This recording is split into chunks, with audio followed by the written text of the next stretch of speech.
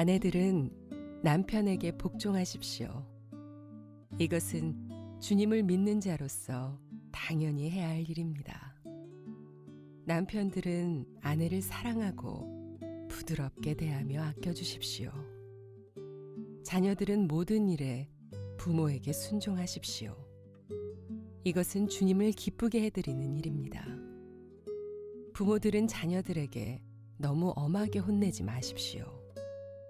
그들이 혹시 용기를 잃고 낙담할 수도 있습니다. 자, 우리 가슴에 손을 얹고 믿음을 고백하고 하나님 말씀 듣겠습니다. 한번 따라해 주시겠어요? 하나님은 나를 사랑하십니다. 나는 그 사랑 안에 있습니다. 하나님은 오늘 나에게 말씀하실 것입니다. 그 말씀에 능력이 있습니다. 그 말씀에 생명이 있습니다. 나의 마음을 하나님께 열겠습니다. 나의 생각을 예수님께 집중하겠습니다. 들은 만큼 변합니다. 들은 만큼 행복해집니다. 사람들은 행복을 기대하면서 결혼을 합니다. 그런데 결혼이라고 하는 것이 생각만큼 쉽지가 않습니다. 대부분의 사람들은 결혼을 하지만 남편 되는 것에 대해서 배워본 적이 없습니다. 물론 아내 되는 것에 대해서도 배워본 적이 없습니다. 결혼을 하면 아이를 낳고 아빠 엄마가 되지만 우리는 아빠가 되기 전에 아빠에 대해서, 아버지됨에 대해서 배워본 적도 없고, 더 기가 막힌 사실은 아버지가 되고서 많은 실수가 있음에도 불구하고 아버지됨을 배우겠다라고 하는 마음도 갖지 않고 살아가게 됩니다. 그래서 결혼 생활이라고 하는 것이, 가정 생활이라고 하는 것이 많은 사람들에게 기대했던 만큼 행복만 가져다 주는 것이 아니라 많은 무거운 짐을 가져다 주는 것도 사실인 것 같습니다. 아카데미 시상식의 사회적으로 유명한 한 코미디언이 사람들에게 평생 혼자 살면서 외롭게 사실래요? 아니면 결혼을 하고 지겹게 사실래요? 라고 물어보았을 때 사람들이 씁쓸하게 웃는 것을 바라보면 사람들이 느끼고 있는 마음은 비슷하다라고 하는 생각도 갖게 됩니다. 결혼에 대해서 한 번도 배워보지 못한 사람들은 결혼은 해도 후회요, 안 해도 후회다라고 하는 비성경적인 말들을 합니다. 정말 그럴까요? 언젠가 약국에서 약 처방을 기다리고 있는데 저보다 먼저 와서 기다리고 있던 노부부가 있었습니다. 손주를 데리고 와서 있는 모습이 처음 보기에는 굉장히 따뜻하고 좋아 보였습니다. 그런데 본의 아니게 작은 공간에 함께 있는 이유로 그분들의 대화를 엿듣게 되었습니다. 남편이 이렇게 이야기를 하기 시작합니다. 왜 병원을 안 간다 그래? 네가 의사야? 병원을 가야지 어디가 아픈지 알고 고칠 거 아니야? 아내가 얘기를 합니다. 싫어. 나는 병원 안 가. 수술하라 그러면 어떡해? 무서워. 안 갈 거야. 그러니까 남편이 화가 났는지 아내의 귀를 잡아당기면서 넌 항상 네 맘대로야. 넌 매사가 이래. 병신같이. 아내가 얘기합니다. 아야, 너 죽을래? 아니, 내가 그냥 팍 죽어버릴래. 너도 그게 좋지? 남편이 얘기합니다. 그래, 죽어라. 팍 죽어버려. 맨날 죽지도 못한다면서 죽는데. 손자는 그냥 가만히 조용히 옆에 앉아 있었습니다. 아마 그 아빠 엄마는 할머니 할아버지가 이렇게 싸우는지 모르고 맡겼을 거예요. 참 서툴다라고 생각하지 않습니까? 결혼 생활 아마 30년 넘어 보이는, 한 40년은 돼 보이는 부부였는데 참 서툴다라는 생각을 하게 되었습니다. 남편이 원하는 게 뭘까? 아내가 건강해지는 겁니다. 아내가 원하는 건 뭘까? 병원에 가는 두려움이 있는데 큰 병일까 봐. 그 두려움을 넘어서고 병원에 가서 병원을 찾고 고치는 거겠죠. 근데 막상 입에서 나오는 말은 한없이 거칩니다. 하지 말아야 되는 말들을 마구 쏟아냅니다. 고장이 난 거죠. 그 가정이 고장이 난 것입니다. 여러분, 가정이 고장이 나면 어디서 AS를 받습니까? 여자들이 만나서 남편의 이야기를 시작합니다. 남편들이 없을 때 아내들은 남편에 대해서 뭐라고 얘기하면서 살까? 영상을 통해서 잠깐 보도록 하겠습니다. 영상을 보여주시기 바랍니다. 여자분들은 재밌는지 모르지만 남자는 몹시 슬픕니다. 그리고 제가 제 삶을 돌아보니까 저는 제가 혼자 끓여 먹습니다. 왜 아이들이 저녁에 밥을 해달라 그러면 나물에 굴비에 보쌈까지 차려내는 게 기쁨인데 남편이 뭐를 부탁하면 속에서 뭔가 자기도 모르는 게 솟아오를까? 가정이 고장나서 부부가 고장나서 그렇죠. 고장난 부부는 어디 가서 고쳐오면 되는 것입니까? 이런 유머가 있습니다. 여자가 나이가 들면 필요한 것이 5가지가 있답니다. 첫째, 돈. 둘째, 건강. 셋째, 딸. 저희 아내는 셋입니다. 넷째, 친구. 5번째는 강아지. 남편은 순위에 들지 못했습니다. 착한 아들은 엄마 말 잘 듣고 공부 잘하고 속 안 썩이는 아들이랍니다. 그러면 나쁜 아들은 어떤 아들일까? 지 애비 닮은 아들이랍니다. 여러분, 이런 유머가 우리 사회에서 가정이 고장났다라고 하는 것을 보여줍니다. 남편은 덩어리랍니다. 집에 두고 오면 부담 덩어리, 같이 나오면 애물 덩어리, 혼자 내모되면 걱정 덩어리, 마주 앉으면 왼수 덩어리. 결혼은 정말 해도 후회하는 것이고 안 해도 후회하는 것일까? 만약에 어떤 사회 기관이 결혼을 만든 것이라면 그 기관에 가서 AS를 받으면 될 것이고, 사람이 결혼을 만들었다면 그 만든 사람한테 가서 AS를 신청하면 되겠지만, 결혼은 사람의 발명품이 아닙니다. 사람의 아이디어가 아닙니다. 결혼이라고 하는 것은, 가정이라고 하는 것은 하나님께서 만드시고 시작하신 것이기 때문에 가정이 고장나면 어디로 가야 되느냐? 하나님께로 돌아가야 됩니다. 일단 아멘으로 받으시기 바랍니다. 하나님께로 돌아가야, 그분의 의도하셨던 생각으로, 원리로 돌아가야 흔들리는 가정이 세워질 수 있습니다. 창세기 첫 2장을 보면 하나님의 창조 사건이 등장을 합니다. 그 창조 사건의 최고의 걸작품은 사람이었습니다. 하나님께서 그 사람을 만들어 놓으시고 정말로 좋다라고 말씀하셨습니다. 근데 그 정말로 좋은 사람이 혼자 있는 게 하나님 마음을 아프게 했습니다.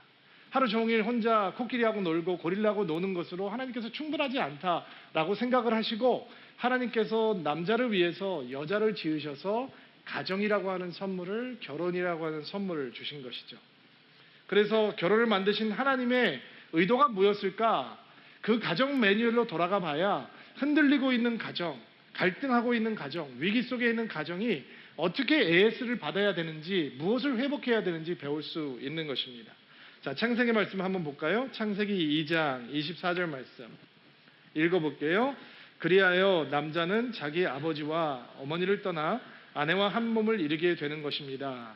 예수님께서도 결혼을 안 한 분이셨지만 결혼에 대해서 가르치시면서 이 말씀을 인용하셨어요. 마태복음 19장 4절부터 6절 말씀 또 읽어볼게요. 예수님께서 대답하셨습니다. 너희가 이 말씀을 읽지 못했느냐? 맨 처음 사람을 만드신 분이 남자와 여자로 지으셨다. 그리고 이렇게 말씀하셨다. 그러므로 남자는 부모를 떠나 아내와 합할 것이다. 두 사람이 한 몸이 될 것이다. 이처럼 두 사람은 이제 둘이 아니라 한 몸이다. 하나님께서 묶으신 것을 사람이 나누지 마라. 동일하게 바울도 같은 가르침을 말하고 있는데, 에베소서에서 부부에 대해서 가르치면서 바울도 이런 말씀을 했습니다. 에베소서 5장 31절 말씀 읽어볼게요.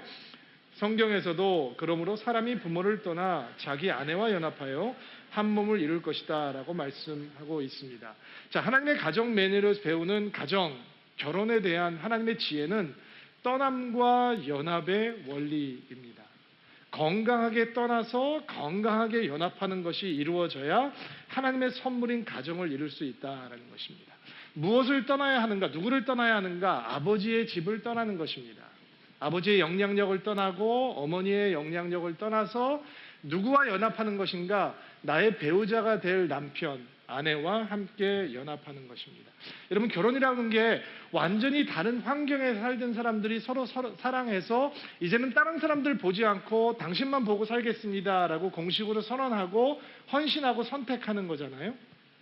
그런데 각자 다른 환경에서 살아가고 있던 사람이다 보니까 사랑한다라고 생각하면서 만났는데 너무 충돌하고 부딪히는 게 많은 거죠. 내가 그 사람을 연애하면서 충분히 안다라고 생각했는데 막상 한 집에서 살다 보면 아는 것보다 모르는 게 훨씬 많고요. 내가 저 사람하고 가장 잘 맞는다라고 생각해서 결혼을 했는데 막상 한 집에서 살아가다 보면 잘 맞는 것보다는 마음에 안 드는 게 더 크게 보이는 게 결혼이라고 하는 현실이죠. 대부분의 사람들이 다른 환경 속에서 자라가고 다른 문화 속에서 자라가기 때문에 결혼에서 충돌은 너무 당연한 거예요. 예를 들자면 어떤 집에서는 아버지가 굉장히 자상하고 어머니를 끔찍하게 공주처럼 섬겨주는 집안이 있고 어떤 집안에는 아버지가 굉장히 권위적이고 어머니가 무조건 아버지의 비율을 맞춰주고 아버지를 섬겨주는 가정이 있어요. 근데 이렇게 다른 가정에서 살던 사람이 만나면 어떻게 되겠어요? 저희 집과 저희 아내의 집을 비교해보면 저희 아버님은 한번 상에 올라왔던 국은 다시는 손 안 대세요. 입도 짧으시고 까다로우시고 치약을 칫솔 위에 짜드리고 대야에다가 물을 받아들이고 수건을 그 옆에다 개놔야지 세수하러 나오시는 분이셨어요. 근데 저희 어머님이 그런 아버님에 대해서 한 번도 불평하지 않고 평생 돌아가실 때까지 저희 아버님한테 그렇게 하셨어요. 저희 장인 어른은 오늘 점심에 먹었던 떡, 남은 떡으로 내일 점심, 아침을 다 드셔도 상관이 없는 분이에요. 안 챙겨줘도 혼자 잘 하시는 분이에요. 그러니까 이렇게 보고 자란 사람과 저렇게 보고 온 사람이 만났어요. 저와 저의 아내가 만나서 결혼을 했어요. 얼마나 사랑하니까 제가 너 이제 집에 데려다 주는 거 내가 귀찮아. 같이 살자. 결혼하자라고 결혼을 했던 거겠죠. 그러면 사랑했으니까 결혼하면 문제가 없어야죠. 그런데 결혼을 하자마자 갈등이 생기기 시작하는 거예요. 신혼여행을 갔다 오고 신혼살림을 시작을 했는데 첫날 제가 새벽기도를 가는데 제 자신이 이렇게 행동하는 것을 발견을 했어요. 불도 못 켜고 아내가 깰까봐 어둠 속에서 옷을 찾아서 양말 신고 옷을 입고 또 아내가 깰까봐 도둑고양이처럼 살금살금 제가 바깥으로 나가고 있는 제 자신을 발견했어요. 제가 부스럭거리니까 저희 아내가 잠에서 깼는 모양이에요. 새댁이. 그리고 일어나는 대신 침대에 누워서 잘 갔다 와 인사를 해주더라고요. 그 인사도 신혼 때가 마지막이었어요. 제가 문을 살짝 닫고 도둑처럼 제 집을 나오면서 어떤 생각을 했냐면 내가 상상했던 결혼은 이런 게 아니었는데 내가 상상했던 결혼 생활은 내가 출근을 할 때 기도를 나올 때 저희 아내가 앞치마를 입고 아침을 차려서 저에게 주고 저는 그 아침을 먹고 현관까지 마주가는 저희 아내에게 입을 맞추고 어깨를 쫙 펴고 출근하는 그런 모습을 상상을 했는데 내가 도둑도 아니고 내 집에서 불도 못 켜고 발소리도 쿵쿵 못하고 조용히 나오는 내 모습을 보면서 이거 뭔가 이상하다. 내가 생각했던 결혼이 아닌데 라는 생각을 하게 되었어요. 여러분 혹시 여러분은 여러분이 상상했던 결혼 생활을 하고 계신가요? 결혼을 하면 이렇게 될 것이다. 가정을 꾸미면 나는 이런 아내와 이런 남편과 생활하게 될 것이다. 꼭 그렇게 되던가요? 그런데 그 답이 아니라면 여러분 실망하지 마세요. 좌절하지 마세요. 아마도 나는 결혼을 하면 이런 가정생활을 하게 될 것이다. 이런 결혼생활을 하게 될 것이다 라고 했던 생각은 아마 여러분이 자라난 가정에서 습득된 걸 거예요. 좋으면 좋은 대로, 마음에 안 들면 마음에 안 드는 대로 엄마와 아빠의 모습이 여러분 마음에 굉장한 블레싱이었으면 나도 이렇게 해야지 하는 마음으로 그 두 분의 모습이 여러분의 마음에 흡족하지 않았으면 나는 절대로 저러지 말아야지 하는 마음으로 생각을 갖고 여러분의 가정에 대한 그림을 그리셨을 거예요. 성경은 뭐라고 가르치고 있냐면 그 영향으로 떠나서 새로운 가정을 꾸며야 된다라고 얘기하는 거죠. 그러니까 성경이 우리에게 가르쳐주고 있는 부부 생활, 가정 생활의 원리는 모방이 아니라 새로운 창조여야 된다는 거예요. 우리가 결혼을 할 때 우리는 내 아내를 내 엄마처럼 만드는 게 우리의 과업이 아니라는 거예요. 내 남편을 내 아버지처럼 리프로그래밍을 해서 나를 섬기는 사람으로 만들어 놓는 것이 결혼의 목적이 아니다라는 것이죠. 결혼이라고 하는 것은 완전히 다른 두 인격체가 완전히 다른 가정 문화에서 자란 사람들이 함께 모여서 양쪽 거를 카피해와서 모방해서 갖는 것이 아니라 새로운 창조로 이루어지는 것이 하나님의 가정의 원리이다라는 것입니다. 그러므로 여러분들께서 결혼 생활을 하시면서 약간의 갈등, 약간의 혼돈 괜찮습니다. 거기에서 하나님의 은혜를 의지하시다 보면 다른 사람들은 이룰 수 없는 여러분만의 아름다운 가정, 새로운 창조된 가정으로 하나님께서 이루어 가게 하실 줄로 믿습니다. 여러분의 부부들 주의 이름으로 축복합니다. 사람이 하나님께서 하나 되신 부부 여러분들을 어떤 환경도 사람도 흔들지 못하는 가정이 되기를 주의 이름으로 축복합니다. 결혼은 모방이 아닙니다. 카피가 아닙니다. 새로운 창조입니다. 자, 18절과 19절 말씀. 또 하나님의 가정 매뉴얼에서 배우는 가정의 원리들 한번 읽어보겠습니다. 시작. 아내들은 남편에게 복종하십시오. 당연히 해야 할 일입니다. 남편은 아내를 사랑하고 부드럽게 대하며 아껴주십시오. 좀 마음에 안 드시죠? 이런 말씀으로 결혼을 만들어갈 수 있을까? 특별히 아내를 향한 권고의 말씀이 아마 이 시대를 살아가고 있는 여성들에게는 납득할 수 없는 말씀이다라고 느낄 수도 있을 것 같습니다. 그리고 이렇게 생각할 수 있겠죠. 성경이 고문서니까, 아주 오래된 문서니까 21세기를 살아가는 우리들하고 안 맞는 게 있는데 바로 이런 부분이다. 지금은 이런 말씀대로 살아갈 수 없다라고 생각하는 분들도 혹시 있을지 모르겠습니다. 저 조선시대도 아니고 가정이 무슨 군대인가, 순종하라, 복종하라, 이게 무슨 말이 되는가. 그러나 바울이 결혼에 대해서 가르치면서 계속 비슷한 말을 반복하고 있는데 골로새서에는 조금 간단하게 등장을 하지만 에베소서에는 조금 더 자세하게 설명을 하거든요. 에베소서 5장 21절부터 말씀을 보려고 하는데요. 여러분이 먼저 21절 읽어주세요. 돌아가면서 읽을게요. 시작. 존경하는 마음으로 서로 순종하십시오. 아내들은 주님께 순종하듯이 남편의 권위에 순종하십시오. 남편이 아내의 머리가 됨은 그리스도가 교회의 머리인 것과 같습니다. 그는 그리스도의 몸이며 그리스도는 교회의 구주가 되셨습니다. 교회가 그리스도의 권위 아래에 있듯이 아내가 남편에게 순종하는 것은 당연한 것입니다. 모든 일에 순종하십시오. 남편들은 그리스도가 교회를 사랑하듯이 아내를 사랑하십시오. 그리스도는 생명을 내어주시기까지 교회를 사랑하셨습니다. 28절도 같이 읽어볼게요. 그러므로 남편들은 이와 같이 아내를 사랑하십시오. 자기 몸을 아끼고 사랑하듯이 아내를 사랑하시기 바랍니다. 자기 아내를 사랑하는 자는 곧 자신을 사랑하는 자입니다. 자, 아내들이여 남편을 순종하십시오라고 하는 말 전에 등장하고 있는 그리스도를 두려워하며 존경하는 마음으로 서로 순종하십시오라는 말이 등장한다라고 하는 것을 놓치시면 안 돼요. 자, 서로 아내는 남편에게, 남편은 아내에게 순종해 주십시오, 존중해 주십시오라고 하는 것이 가정의 원리예요. 여러분, 사람들에게는 러브 랭귀지가 있죠. 어떻게 할 때 사랑이 표현된다. 어떤 사람은 말로 사랑을 잘 표현하는 사람들이 있고, 어떤 사람은 행동으로, 선물로, 친절한 섬김으로 사랑의 랭귀지를 표현하기도 하죠.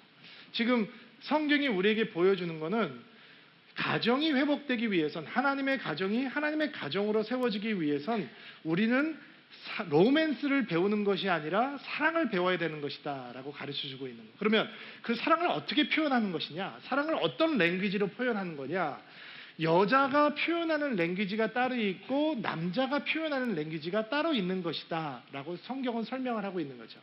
그러면 아내들은 남편을 사랑한다 라고 하는 것을 어떻게 표현하느냐, 아침에 건강 주스 챙겨주고 건강하게 유기농으로 밥 해주면, 미원 넣지 않고 밥 해주면 그게 사랑의 랭귀지인 거냐? 아니다라고 말하고 있는 거예요. 예수를 믿는 여자들이 예수를 믿는 남편들에게 어떻게 사랑을 표현하느냐? 교회가 그리스도의 리더십에 순종하듯이 남편의 영적인 리더십에 순종해 주는 것이 여성들이 할 수 있는 최고의 러브 랭귀지다라는 거예요.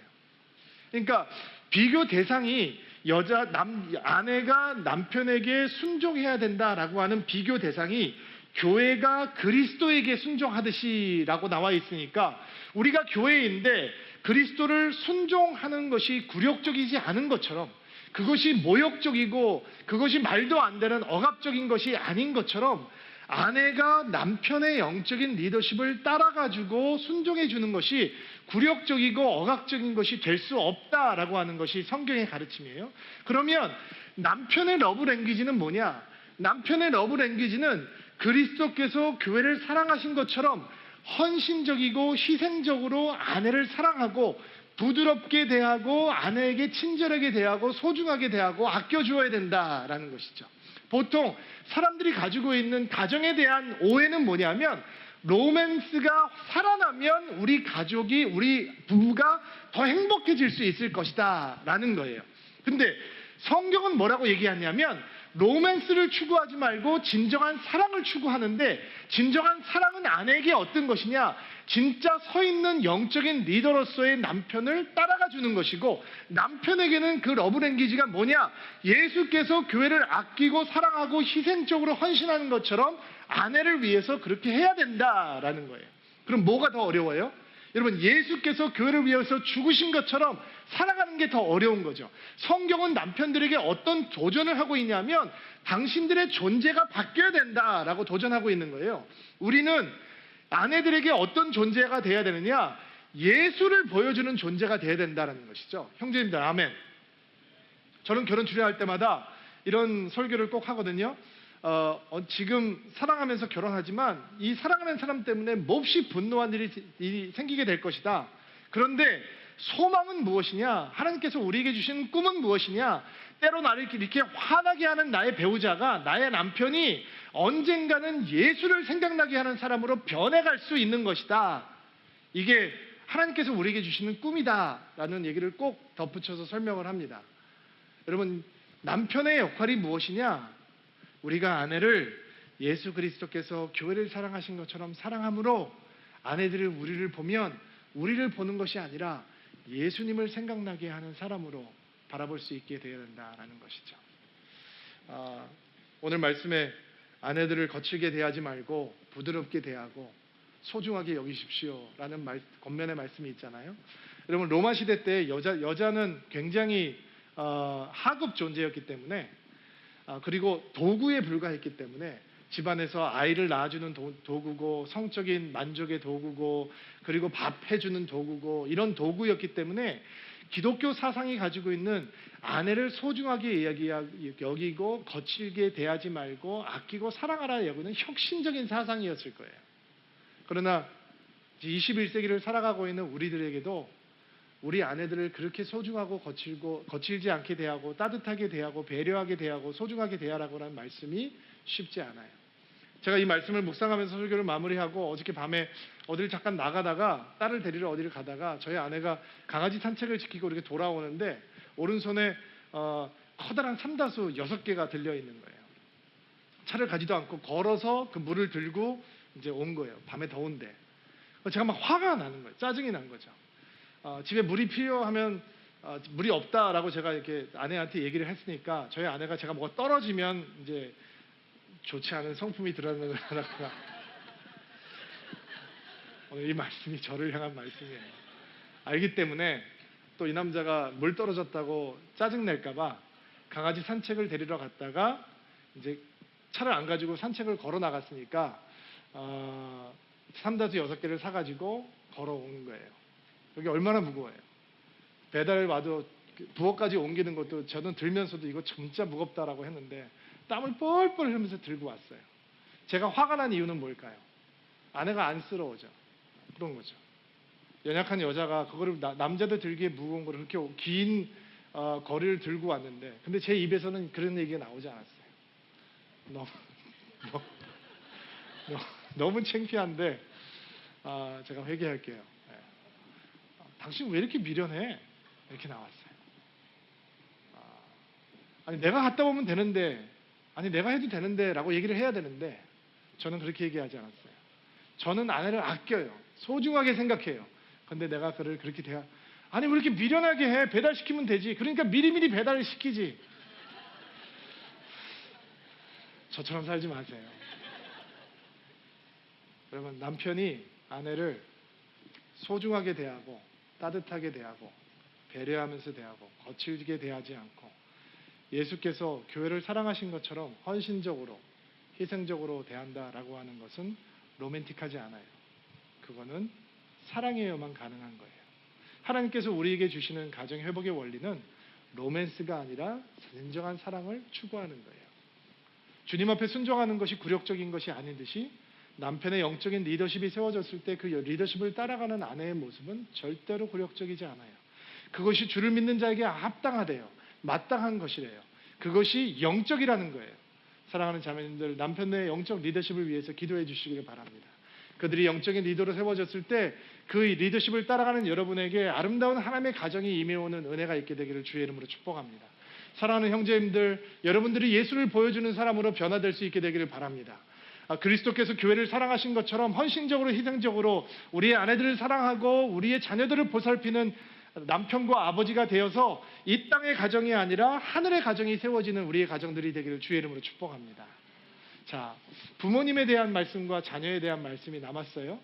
그런데 이 말씀을 묵상하다가 얼마 전에 제가 들은 노래 가운데 저의 마음을 굉장히 터치하는 노래가 하나 있었어요. 설교를 더 진행하기 전에 그 노래를 하나 들려드리려고 하는데요. 우리 자매님들 좀 준비해 주시고요. 오늘 부모에게 주는 말씀, 부모님을 향해서 주는 말씀, 자녀에 주는 말씀이 있는데 20절과 21절 말씀 같이 한번 읽어볼게요. 이 말씀을 읽고 노래를 듣고 설교를 계속 진행하도록 하겠습니다. 20절, 21절 시작.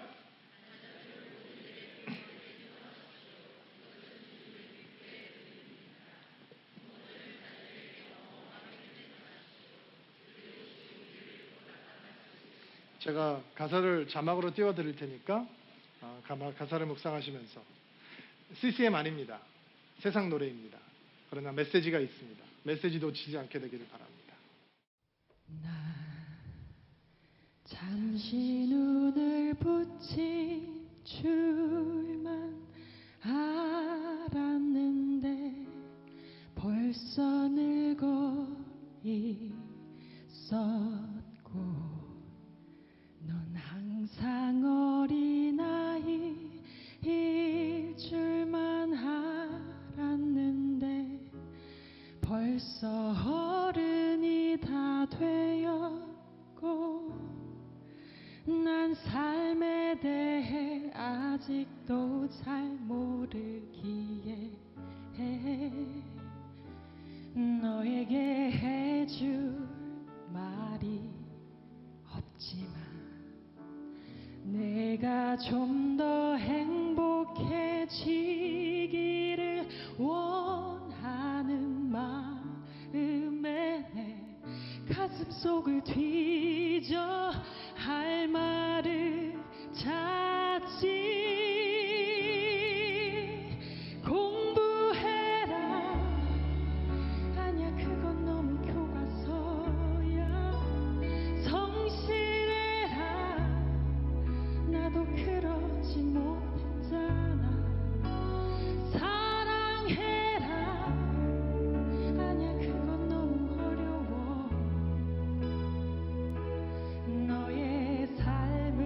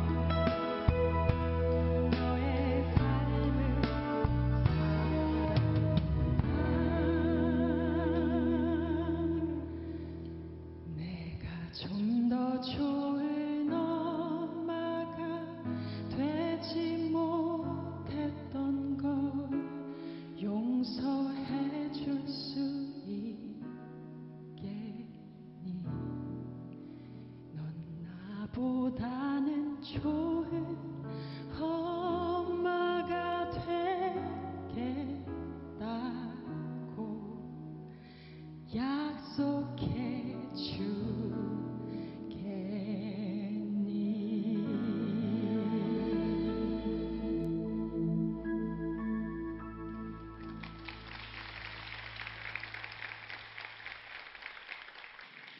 부모가 된 다음에야 저희 아버지가 좋은 아버지인 줄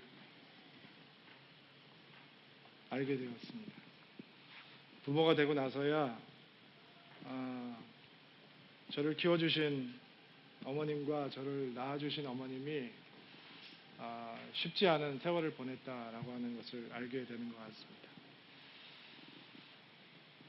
성경은 부모님에게 순종하십시오라고 얘기합니다. 우리는 그런 얘기를 들으면 그것이 윤리적으로 도덕적으로 혹은 유교적으로 바른 가르침이다라고 생각을 합니다. 성경은 그렇게 접근하지 않습니다. 성경은 우리에게 십계명이라고 하는 첫 계명을 주시면서 여러분의 부모님을 공경하십시오. 그것이 여러분이 이 땅에서 잘되고 장수하는 길입니다라고 약속을 붙여주셨습니다. 우리가 부모님을 순종하고 공경해야 되는 것, 효라고 하는 것은 부모님들을 섬기기 위해서, 부모님을 행복하기 위해서 해야 된다라고 하는 것이 아니라 오늘은 그것이 주님을 기쁘게 하기 때문에 그것을 해야 합니다라고 가르침을 성경은 주고 있습니다. 저희 부모님들을 돌아보면 제가 성인이 되고 효도할 수 있을 만큼 준비가 되니까 곁을 떠나시더라고요. 그래서 부모님한테 효도를 하고 싶은데 돌아가셔서 섬길 수 없는 먼 길을 떠나시더라고요. 성경은 우리에게 가르쳐 줍니다. 여러분 부모님에게 순종하십시오. 그들을 공경해 드리십시오. 왜냐하면 그것이 주님을 몹시 기쁘게 하기 때문입니다. 결혼을 하면서 젊은 부부들을 보면 일주일에 한 번씩 부모님을 찾아뵙는 게 어떤 분들에게는 기쁨이기도 하지만 어떤 분들에게는 큰 부담이기도 한 것 같습니다. 그러나 적어도 이번 주만큼은 기쁜 마음으로 부모님에게 안부 전화할 수 있는 한 주가 되기를 바랍니다. 그분들을 사랑하고 그분들을 섬기고 그분들을 행복해 해드리는 것이 주님을 매우 기쁘게 한다라고 하는 것을 기억할 수 있게 되기를 바랍니다. 바울은 또 이야기합니다. 아이들을 너무 엄하게 혼내지 마십시오. 그들이 부모인 당신 때문에 용기를 잃고 낙심을 할 수도 있습니다. 우리가 목숨처럼 사랑하고 있는 우리의 아이들이 우리 때문에 좌절하고 우리 때문에 용기를 잃고 우리 때문에 분노하고 우리 때문에 낙심할 수 있다라고 하는 것은 참으로 우리에게 우리의 위치가 어떤 것인지 부모의 역할이 어떤 것인지 다시 생각하게 합니다. 여러분 우리는 우리 아이들의 삶을 잘 관리해 줄 수 있습니다. 여러분들이 여러분의 아이를 잘 관리한다면 남들이 부러워할 만한 대학에 진학시킬 수도 있을 것이고 또 번듯한 직장에도 취직을 하게 해줄 수도 있을 것이고 좋은 배우자까지 만나게 도와줄 수 있을지 모릅니다. 그러나 우리는 우리 아이들의 삶을 절대로 대신 살아줄 수 없습니다. 여러분 우리가 우리 아이들을 아무리 사랑해도 내가 살기 원했던 삶을 우리 아이들을 통해서 대신 살 수 없습니다. 너희는 이렇게 해야지 행복한 거야 라고 우리가 느끼는 것들, 우리가 바라는 것들, 그것들이 우리 아이들을 꼭 행복하게 해줄 수 있다라고 하는 약속도 없습니다.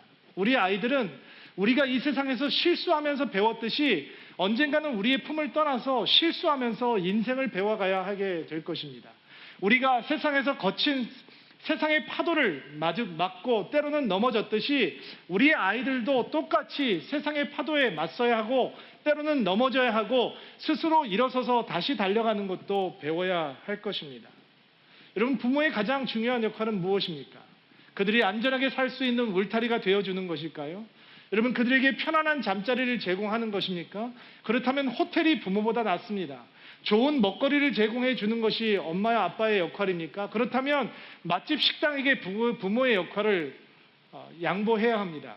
부모의 진짜 역할은 무엇입니까? 부모가 왜 우리 아이들 옆에 있는 것입니까? 부모의 가장 중요한 책임은 하나님을 보여주는 것입니다. 여러분 아멘으로 받으시기 바랍니다. 우리가 언젠가 우리 아이들을 남겨놓고 이 세상을 떠나게 될 때 아빠에 대한 기억도 아련해지고 엄마에 대한 추억도 아련해지지만 그들에게 남을 수 있는 것, 아빠가 사랑했던 하나님, 엄마가 예배했던 하나님, 그 하나님을 붙들고 놓치지 않는 아이들을 기를 수 있다면 언젠가는 우리가 하나님 앞에서 너 잘했다. 나의 자녀를 너에게 맡겨주었는데 내가 너희들 맡겨준 그 아이들을 나를 사랑하는 아이들로 키워주었구나. 칭찬 듣는 부모가 될 줄로 믿습니다. 오늘 일부 예배 때 저희 둘째 딸이 서울드림교회에서 드리는 마지막 예배를 드렸습니다. 이번 주에 대학을 가면 집을 떠나게 되는데 둘째한테 제가 잘못한 것이 너무 많아서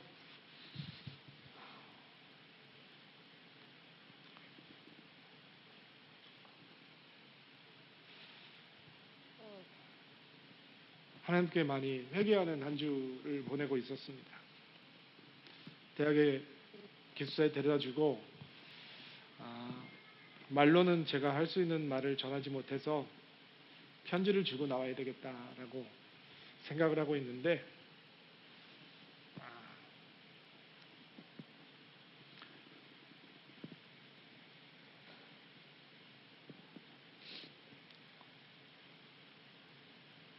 목사인 아버지, 내가 우리 둘째 딸에게 하나님을 잘 못 보여줬으면 어떡하지? 라는 생각이 많이 듭니다. 바울이 왜 아버지들에게, 부모들에게 당신들의 자녀를 노엽게 하지 마십시오. 그들을 너무 엄하게 나무라지 마십시오. 그들이 좌절하게 용기를 잃게 낙심할 수도 있습니다. 얘기할까? 저는 바울이 아버지에 대한 상처가 있는 사람이라고 생각합니다. 제가 틀릴 수 있습니다. 상처받은 사람이니까 아버지에 대해서 각별하게 생각을 하는 겁니다.